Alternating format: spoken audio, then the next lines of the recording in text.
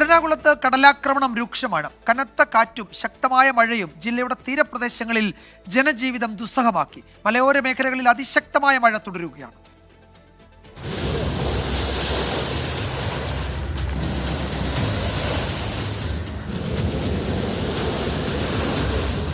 കണ്ണമാലിയിൽ കടലേറ്റം രൂക്ഷമായി തുടരുകയാണ്.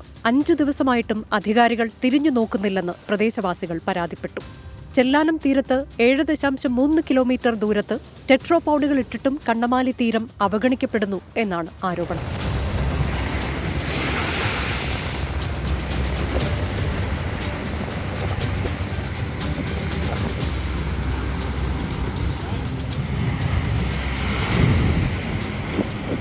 കനത്ത മഴയും ശക്തമായ കാറ്റും ഇന്നും എറണാകുളത്ത് ജനജീവിതം ദുസ്സഹമാക്കി. 3 വീടുകൾ പൂർണ്ണമായും 213 വീടുകൾ ഭാഗികമായും തകർന്നു. ചെല്ലാനത്തും കടൽ കയറ്റം രൂക്ഷമാണ്. 7 വർഷമായി ഈ കടൽ വെള്ളത്തിൽ ഞങ്ങൾ കിടന്ന് ഇങ്ങനെ ദുരിതം അനുഭവിക്കുന്നത്. ഒരു രക്ഷാധികാരികളും ഇങ്ങോട്ട് തിരിഞ്ഞു നോക്കിയിട്ടില്ല. ഇപ്പൊ ഈ പ്രാവശ്യം വന്നിട്ട് 5ാമത്തെ ദിവസമാണ് ഞങ്ങൾ വെള്ളത്തിൽ കിടക്കുന്നത്. വെട്ടോപ്പടന്ന് വന്നേച്ചാൽ മാത്രം മതി. ഞങ്ങൾക്ക് ഭക്ഷണവും വേണ്ട, വെള്ളവും വേണ്ട, ഒന്നും വേണ്ട. അതൊന്നും ഈ സർക്കാർ എന്തെങ്കിലും ഒന്ന് ചെയ്യാൻ പാടില്ല. അതെങ്കിലും ഒന്ന് ചെയ്തു തരാൻ പാടില്ല. എത്ര വർഷം ഞങ്ങൾ വെള്ളത്തിൽ കിടന്ന് വലയണത്. മൂവാറ്റുപുഴയാറിൽ ജലനിരപ്പ് അപകടനിലയ്ക്കൊപ്പം എത്തിയതോടെ ജനങ്ങൾക്ക് ജാഗ്രതാ നിർദ്ദേശം നൽകി. പൂയംകുട്ടിയാറിൽ കാട്ടുപോത്തിന്റെ ജഡം ഒഴുകിയെത്തി.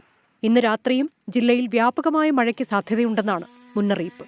24 കൊച്ചി.